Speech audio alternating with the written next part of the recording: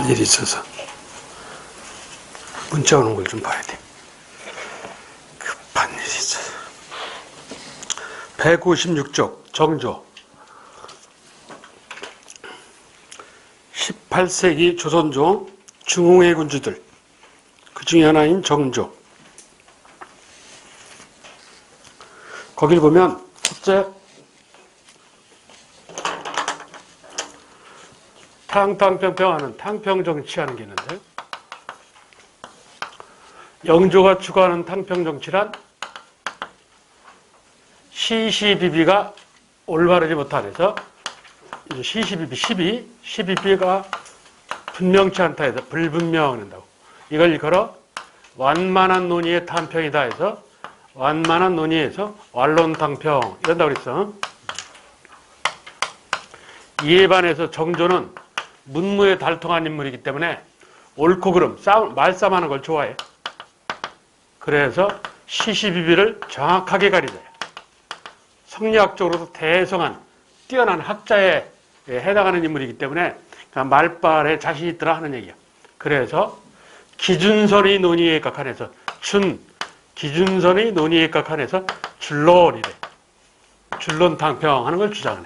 거길 보면 그러니까 영조는 완만한 논의에서 완론탕평, 정조는 말싸움을 좋아하니까 기준선의 논의에 각한해서 줄론탕평, 즉 시시비비, 옳고 그름을 정확하게 가리자. 이래서 영조는 말싸움에 자신이 없으니까 내 편에서 소위 탕평파라는 걸 육성을 해. 내 편 키우기를 하는데, 정조는 그런 게 없어. 말발에 자신 있으니까 다 들어알아요. 고른 인재 등력. 각 파벌 다 들어알아. 이런 시각을 보여. 그래, 거기를 보면 고른 인재 등용하는 표현이 있어. 그러나 대체적으로 온정적, 심리적으로 자기 아버지 사도세자를 옹호한 사람들, 그리고 자기가 왕위 계승하는데 도움을 준 사람들을 아무래도 높은 자리, 이 중요한 자리에 충용을 하게 되지. 그들이 누구냐? 남인 시파들이야. 사도세자의 죽음을 동정하고 사도세자를 보호하고자 했던 사람들을 시파라고 그래. 하단에 보면 구분을 해놨어. 그리고 사도세자를 죽음으로 몰고 간 사람들을 벽파라고 그래. 파벌에 입각하는 게 아니라 여기서부터는 시파, 벽파 이런다고. 근데 시파는 대체적으로 남인이 좀 많았어. 그렇다고 노론이 없었던 건 아니야. 노론 시파도 있어. 이따 보시면. 그리고 벽파는 대체적으로 노론이 많아. 요즘 시각으로 하면 시파는 개혁론자고 벽파는 보수론자들이고 보수파들이고. 그리고 이주전랑의 후임자 천거권 제도를 완전히 폐지하였다. 자, 이거에 관한 얘기인데, 한 장을 앞으로 넘기면 여기 자리가 없어서 154쪽 하단에 보시면 전랑의 권한과 변화하는 거 있어. 이해봉연공 하는 6조에 전에도 잠깐 언급한 적이 있는데, 계장급 관리인 좌랑이 있고, 관직은 낮아요. 계장에 불과하기 때문에. 그리고 과장급 관리인 정랑이 있어.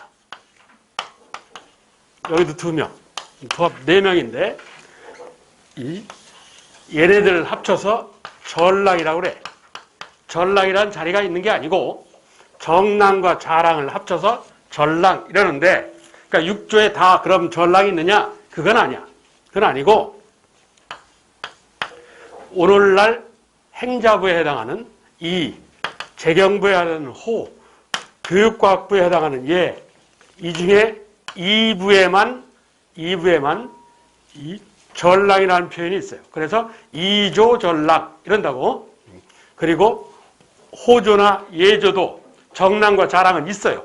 호조 정랑이라는 게 있고 호조 자랑이라는 게 있어. 예조 정랑도 있고 예조 자랑이 있는데 얘는 전랑이라고 안 하고 난관이라고 그래요.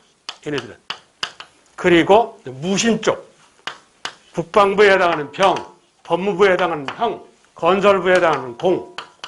그래서 병조, 형조, 공주 이 중에서도 가장 힘이 센 데가 병조야. 국방부. 그래서 병조의 정랑과 자랑을 전랑이라고 그래요. 그래서 병조, 전랑 그래요.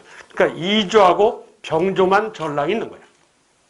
정랑, 좌랑이 있기는 다 있는데, 그리고 얘네들은 전랑이라고 안 하고 랑관이라고 그래. 얘네들은. 그런다고. 그래서 이조 정랑과 좌랑을 전랑, 병조 정랑과 좌랑을 전랑. 이래. 요 둘만 해. 둘만. 그중 주로 말이 되는 게 조선조는 성리학을 지향하는 사회이기 때문에 이조야. 이조.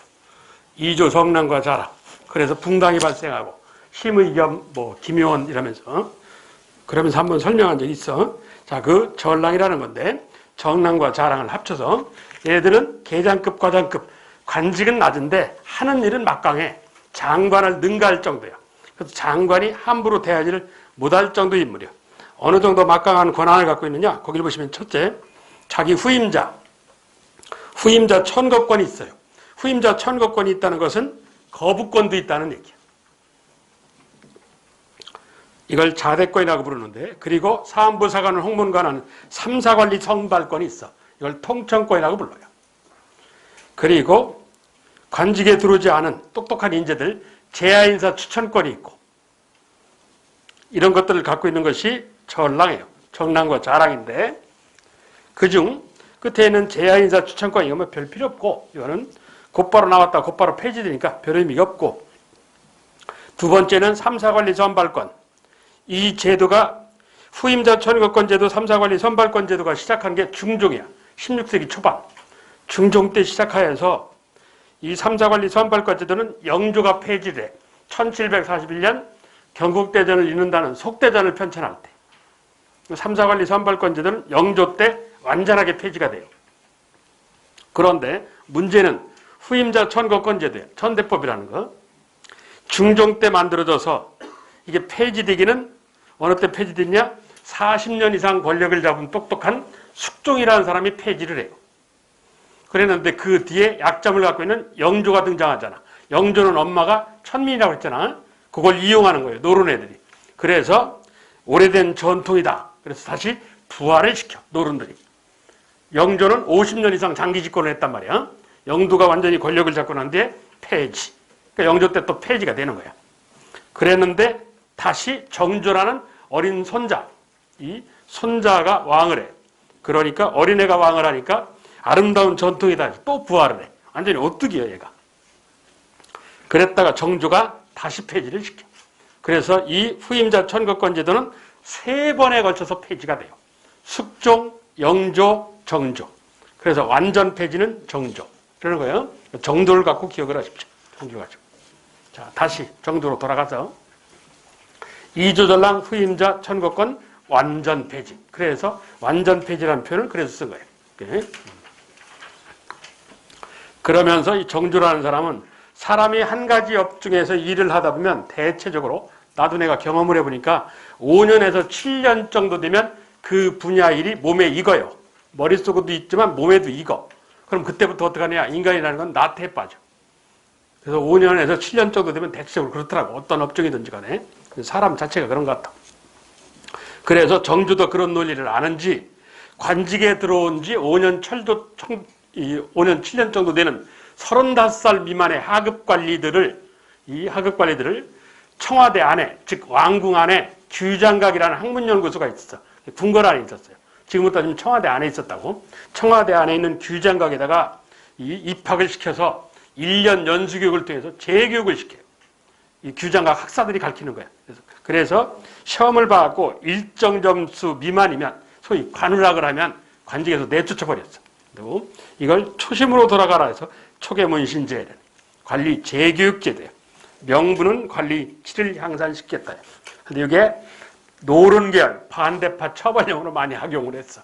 남인애들이. 어디서 교육했다고? 규장각에서. 서희수, 박제가 이런 사람들이 가르쳤다는 얘기야. 일종의 문신 재교육 제도지. 자, 그러면서 왕의 앞잡이, 문신기관인 규장각, 이 한 학문연구기관이 있어. 이건 홍문관이 이름을 바꾼 거야. 규장이란 유학에서 얘기하는 하늘의 별자리가 28개가 있어요. 유교에서 얘기하기를. 그 28개의 별자리 중에 22번째 별자리를 규성이라고 그래. 규성. 규성은 학문을 관장하는 별자리를 규성이라고 그래. 그래서 지금 30대 한 중반, 3, 4세 이상 넘은 남자아이들 이름에 규성이라는 이름이 많아요. 남자애들 이름에. 잘 보시면 왜 그러냐? 그건 이 유교에서 얘기하는 규성의 의미. 내 아들, 손자가 이 학문적으로 뛰어나기를 이런 희망을 담아갖고 그런 이름을 줘. 그러니까 그 집안 이름에 규성이라는 이름이 있으면 그 집안 머릿속에 먹물이 좀 묻은 집안이야. 성리학을 좀 아는 집안이야. 그래서 규성들이 저장되어 있는 곳이다. 해서 규장각 이러는 거예요. 학문하는 사람들이 모여있는 곳, 뭐 이런 뜻의 의미야. 규장각의 사연이. 그래서 정조의 싱크탱크, 즉 참모 집단들이야. 일종의 그 대표적인 인물이 박제가죠. 그리고 용감한 장정들로 구성될 풍경에서 장용영, 즉 장교 클럽, 이건 무신들. 그래서 정조의 문무 참모들이야. 문, 규장각, 무, 장용영 이렇다고. 장용영은 수도 서울에도 있었고 수원에도 있었고. 그러면 대체적으로 시파를 등용하였고 그 대표적인 인물 정약용. 그리고 수원부 일부를 뜯어고쳐서 사전 계획 도시로 신도시를 만들었다. 소위 화성이라는 걸, 그래서 화성 건립을 추진하였다. 그렇고 대유둔전은 나중에 설명할게. 큰 의미는 없는데, 그러면서 이 정조가 이 중앙집권적 왕권 강화를 상징하는 대표적인 장면이 저 수령의 향약 직접 주강이야. 임금님의 명령을 받고 지방을 내려간 대리권자를 수령이라고 그러지. 소위 사또. 이 수령이 살인양반이 세력 강화 수단이 서원과 향해가냐. 그래서 지방 토착 세력인 살인양반이 세력 강화 수단 중에 향약을 수령이 직접 통제를 하겠다는 얘기야. 이는 수령이 향약을 직접 주관하겠다. 수령이 완전히 그 적을 장악했다는 얘기야. 그래서 완전한 중앙집권이죠. 이는 수령의 권한 강화로 이어지고 지방 토착 세력, 향촌 양반은 약화되고 향촌 양반이 모여있는 대표적인 데가 유양소지. 유양소가 이래서 뭐 수령 똘마니가 되는 일이 벌어져. 그래서 이걸 계기로. 그래서 그 옆을 보시면 향청. 이 향청은 유양소 양반들이 이 회의하는 곳. 이걸 향청이라고 그래. 일명 유양소. 유양소, 향소, 향청 다 같은 거야. 예. 왜 이러느냐? 고려 말쯤 신진사대부가 등장하고 난 뒤 고려 말쯤 유양소라는 게 세워졌어. 그런데 수양대군이 세조가 즉 왕이 되는 과정에 이 유양소가 황해도를 포함한 함경도 평안도 유양소가 세조한테 대들었어. 그래서 세조가 열받아서 유양소를 없애버렸어요. 그런데 성종이 중앙집권을 하면서 이걸 필요성을 느꼈어. 지방의 목소리를 들어야 되기 때문에. 그래서 유양소를 다시 세웠어. 할아버지가 없앴던 걸 손자가 다시 세우는데 할아버지가 없앤 걸 손자가 다시 세우면 할아버지한테 대드는 것밖에 안 되잖아. 그래서 이 세조 때 폐지등을 다시 세우면서 이름을 살짝 바꿨어. 그래서 정부가 세워준 거야. 자치기관인데 그래서 향청 이러는 거야. 그래서 조선조 후기에는 유양소, 향소, 향청 이런 말로 써. 다 같은 거야 이게. 유양소를 얘기하는 거야. 향청, 유양소 양반들이 모임을 갖는 곳. 향청이 수령의 부세 자문기구와 수령의 세금을 올리고 내리는 자문기구. 수령 똘마니가 됐다 이 소리야. 쉽게 얘기하면. 그러니까 청주시 의회가 청주시장 똘마니가 되었다 이 말이야. 요즘식으로 바꾸면. 그 뜻이야 이게. 청주시 의회가 청주 유지들의 모임, 청주시장의 똘마니가 되었다. 앞잡이가 되었다. 그런 의미야. 이러면서 자기 할아버지의 꿈을 잇기 위해서 영조의 꿈을 이어주기 위해서 서울이 1777년인데 이 서울 이 허통절목이라고 해서 서울이 관직에 들어오는 걸 허용하는 명령을 내려서 결국 서울이 영조 때 관직이 들어오고 정조 때는 핵심 보직, 중요 보직, 청요직까지 들어와요. 그래서 거기 보시면 7번째 서울이 청요직 등장 허용 이렇게 돼 있어. 청 맑고 요 중요한 그러니까 핵심 보직이 건설부 건설국장, 법무부 법무국장 뭐 그렇게 교육부 학무국장 이게 꽃보직이야. 차관 장관까지 올라갈 수 있는. 예. 서울이 중요한 직책 청요직의 등용을 허용한 게 정주야. 서울이 관직 등용 누구? 영조. 청유직 등용, 누구? 정조. 이렇다는 얘기야. 서울을 관직에 받아주십시오 하는 얘기는 16세기부터 끊임없이 주장이 있었어요. 그런데 실현이 되지 않다가 이 실현이 된 건 영조 때. 그리고 핵심 보직, 청유직까지 올라간 건 정조 때. 이런 거야. 7번째가 그 소리야. 그래서 규장각의 검소관 관직에 청와대 안에 근무하는 유득공, 이덕무, 박재가, 서희수 같은 이 서얼들이 본격적으로 진출하였다.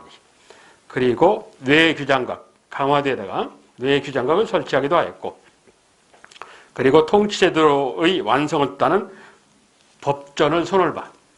이 세조 때 완성한 법전이 성종 때 3번에 걸쳐서 수정을 해서 발표하는 게 경국대전이라는 거예요. 그 경국대전으로부터 300년 뒤에 경국대전 2, 영조 때 속경국대전이 나와.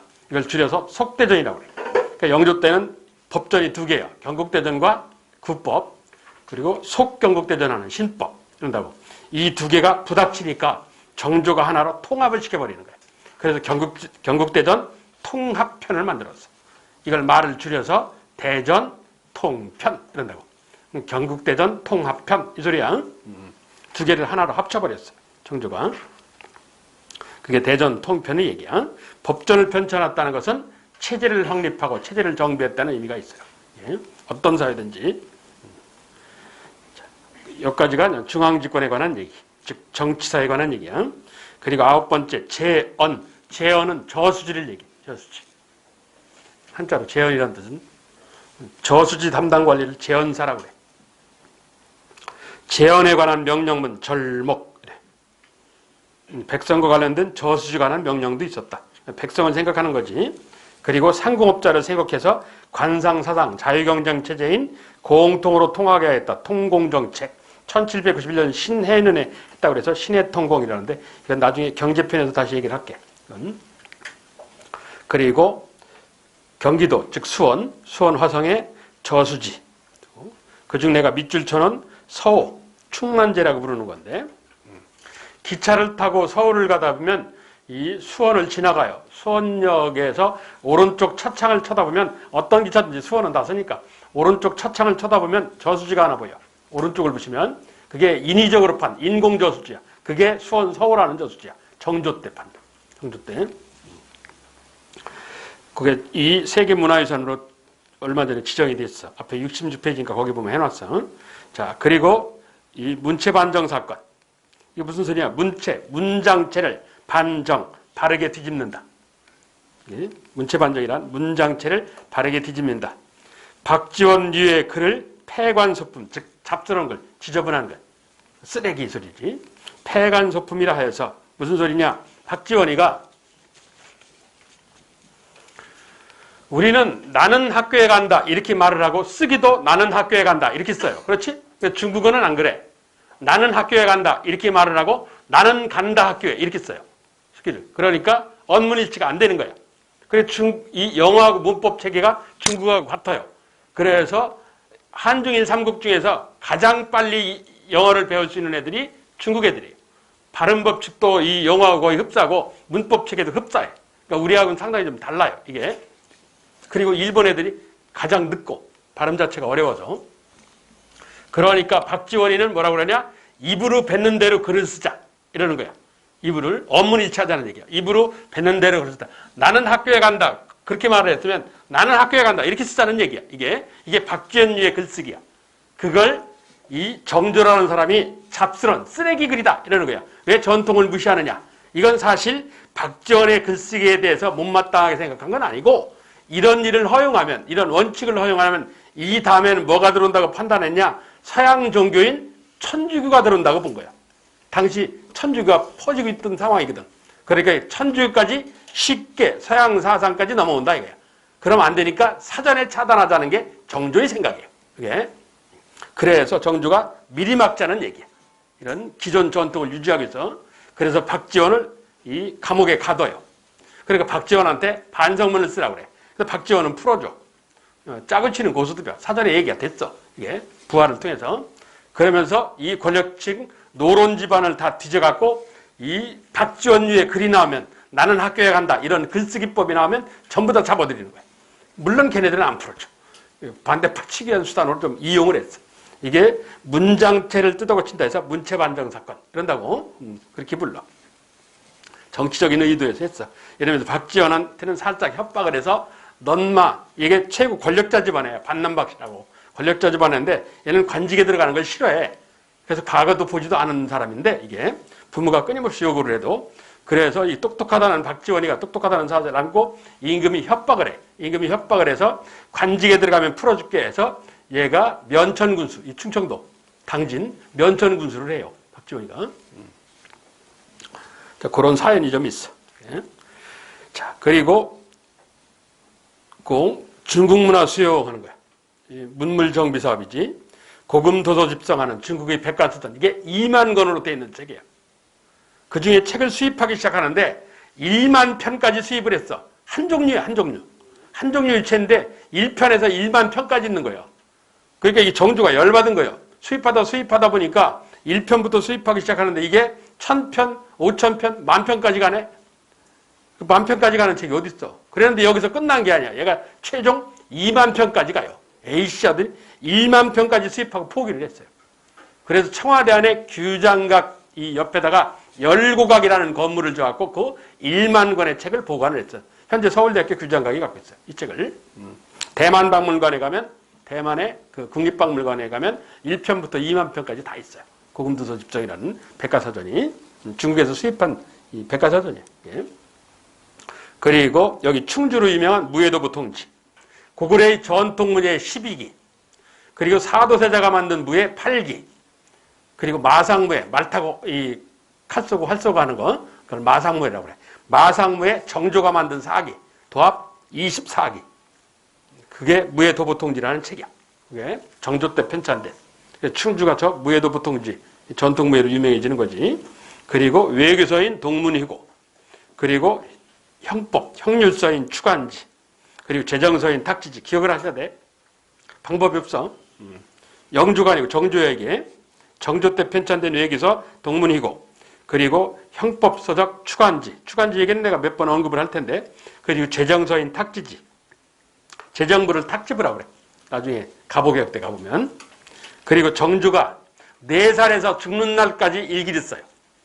하루 일을 3번 반성한다 하는 데서 일성록이라고 그래. 하루 일 반성해서. 그러니까 일기야, 일기. 그래서 정조의 생각을 자세히 알 수 있어. 일기가 남아있기 때문에. 자, 그리고 이 정주가 권력을 잡는 과정에 남양홍 씨, 역시 권력자 집안 하나인데 홍구경이라는 애의 도움을 받아. 그래서 홍구경이한테 한 4년 정도 권력을 맡긴 적이 있었어요. 그러면서 홍구경이 여동생을 후궁으로 맞아들여요. 예. 물론 나중에 4년 뒤에 홍구경이가 부정축제하다 걸리는 바람에 이제 유배를 보내버리고 마는데, 그래서 정조 때 일시적으로 홍구경, 남양홍 씨 집안에 홍구경이가 권력을 잡은 세조정치가 발생한 적이 있어요. 그러니까 세조정치가 본격화된 건 19세기고 처음 발생한 건 정조야.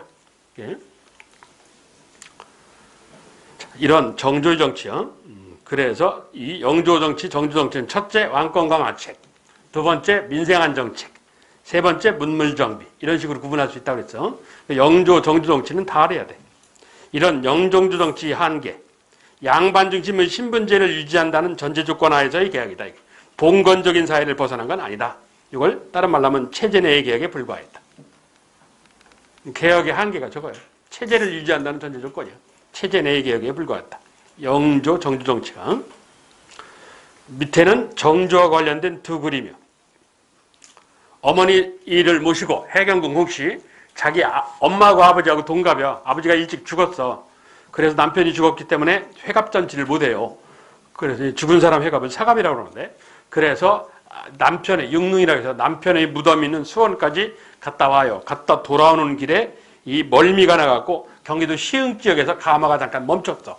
그게 시흥환화 행렬도라는 거예요. 그 가마가 이 해경궁 홍씨, 정조 엄마의 가마야.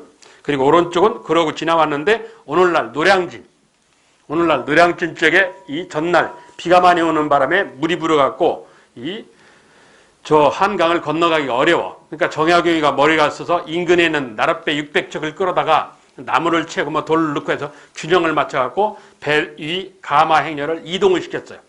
그래서 이걸 뜨는 다리, 그래서 한자로 주교라고 그래.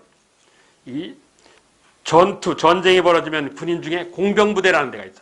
경봉부대가 임시로 다리가사라고 그러는 부대. 그러니까 임시 다리가사. 그게 일본식으로 부교라고 그러는데 한자식으로는 주교라고 그래. 뜨는 다리, 임시 다리를 설치해. 이게 주교도야. 그래서 그 정조와 해경고 홍씨 일행이 이 왕궁으로 제대로 복귀를 하게 된다고. 정조하고 관련된 두 그림이야. 그러니까 저 그림이 뭔지는 몰라도 돼. 눈을 익혀만 넣으면 돼. 정조 이러면 끝이야. 저 그림은 정조 이러면. 자, 이게 영정조 정치. 이런 정조가 1800년에 갑자기 죽어요. 근데 1800년 5월에 죽는데 뭐라 그러냐? 제일 위로 가봐. 156페이지. 정조. 본래 이름이 이산이죠. 이 원래 정조효가 홍제야. 홍제. 그래 정조의 문집 이름이 홍제전서라는 거야. 정조의 호가 홍제야. 그런데 말년에 죽기 직전에 자기 호를 하나 새로 만들었다면서 발표를 해. 그 호가 뭐냐? 만천명을 주인홍이라는 말이야. 저게 무슨 소리야? 이 세상 다 내 거라고 주장하는 늙은이. 뭐 이 뜻이야. 이 세상은 다 내 거. 좀 건방을 떠는 거지. 그러면서 이 세상은 다 내 거니까 내 맘대로 하겠다. 나는 원래 왕의 계승권을 넘겨받을 때 제가 지난 시간에 영조 설명하면서 영조의 본래 큰아들이 있었다고 그랬지. 원래 큰아들이 있었는데 5살 때 죽었어, 애가. 그래서 둘째 아들이 큰아들이 됐어. 그 왕이 계승권자가 됐다. 그게 유명한 사도세자예요, 둘째가. 그래, 첫째는 죽고 난 뒤에 장헌세자라고 이 죽고 난 뒤에 추증을 했어. 높임을 받았단 말이야. 그래서 정조가 왕위 계승하는 전제조건이 자기 아버지 사도세자의 아들이 아니고, 왜? 아버지 사도세자의 아들이면 복수를 한단 말이야. 제 아버지를 죽게 만든 사람, 이모화변이라고 해서 뒤지에 갇혀서 죽게 만든 노론파이들을 복수할 거 아니야. 왕이 되고 난 뒤에 복수가 또 상식이고. 그러니까 그걸 부정하고 이미 죽은 큰아버지 장헌세자의 아들이라고 인정을 해라. 이러는 전제 조건에서 왕이 계승권을 인정해 줬어. 그랬는데 한 20여 년간 권력을 잡으면서 어느 정도 권력이 완성이 되니까 말년에 1800년에 이 세상 다 내 거 이러면서 곧바로 뭐라고 그러냐? 계지술사. 모든 일을 순리대로 풀겠다. 그러니까 잘못된 일을 제대로 바꿔놓겠다라는 표현을 해요. 곧바로. 그런 지 일주일 뒤에 죽어요. 그래서 독살설이 퍼진 거야. 근데 독살은 아니야. 독살은 아니고 독살설만 퍼졌어. 예. 그래서 나는 이 사도세자의 아들이다 라고 발표한 지 일주일여 만에 죽어요. 이렇게. 그런 사연이 있어. 저걸 물어볼 수 있어. 만천명을 주인홍. 이거. 이 세상 다 내 거라는 주인 늙은이. 그런 뜻이야. 쉽게 풀면 이 세상 이 동양에서 강조하는 태극의 원리. 태극도 내 거고 달도 내 거고 뭐 그러는 거야. 얘가 맛이 좀 간 거지. 1800년에 갑자기 죽어요. 그러니까 어린아들이 임금을 하는데 어린아들이 11살짜리야. 11살짜리가 무슨 임금을 하냐고. 그래서 1800년에서 1803년까지는 정의왕후 김씨, 즉 할아버지인 영조가 65세의 나이에 15살짜리 어린 왕비를 끌어들인다고 그랬지.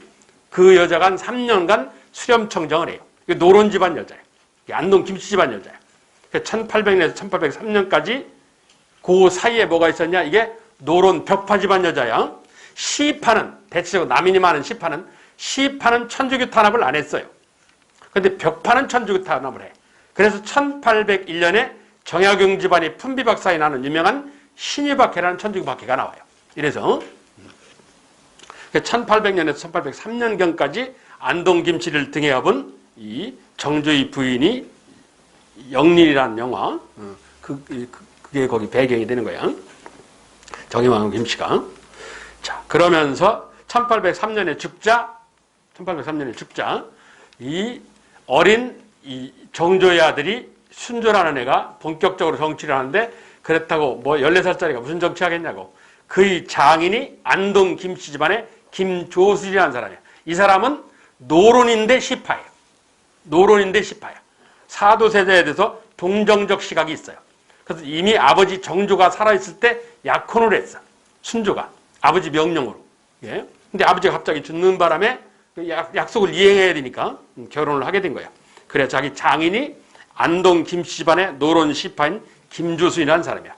그래서 김조순이가 소위 대리 정치를 하게 됐지. 그래서 세력이 왕이 아닌 안동 김씨 쪽으로 쏠리게 되는 거지. 그래서 19세기 본격적으로 세력이 흐르는 길이 있다는 세도 정치가 본격화된 거야. 그 뒤에 유명한 헌종임금 때 이 풍양 조씨 집안, 그리고 다시 철정 때는 다시 안동 김씨 집안, 유명한 김좌근, 아주 유명한 인물인데 김좌근, 흥선대원군 못 살게 본 사람이 있어.